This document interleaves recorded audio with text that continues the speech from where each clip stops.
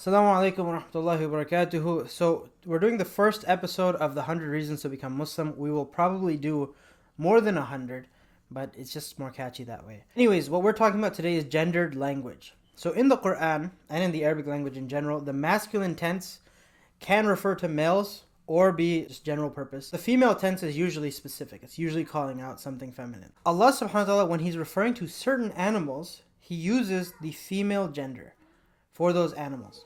So there's three examples that I wanted to cover. The example of the mosquito, the example of the honeybee, and the example of the ant.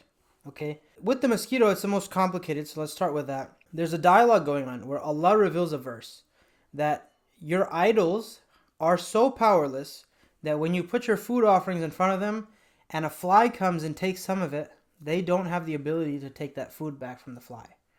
And therefore you're asking them for all of your life needs, and they can't even protect their own offering, so how are they going to protect you and provide for you?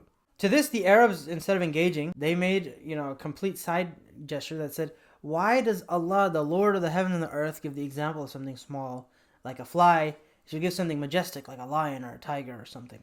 Allah subhanahu wa ta'ala says that Allah is not ashamed to give the example of a female mosquito or something smaller than it. Now, it's very interesting that the female mosquito is mentioned, which is not a fly. Because they're talking about the fly being small, Allah's saying, I could go even smaller. The mosquito does the same thing. It takes your blood and you can't take it back. Right? Now, interestingly enough, the only mosquitoes that take blood are female mosquitoes.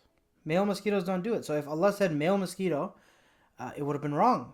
Right? Even though that's a safer approach because it's general. Right? But no, Allah actually specified the female mosquito. And another example with the honeybee. Allah says that they produce honey from their stomachs.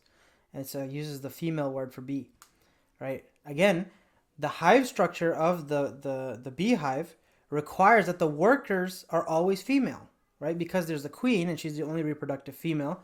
All the others are workers. All the other females are workers. So any bee that produces honey from its stomach has to be a female.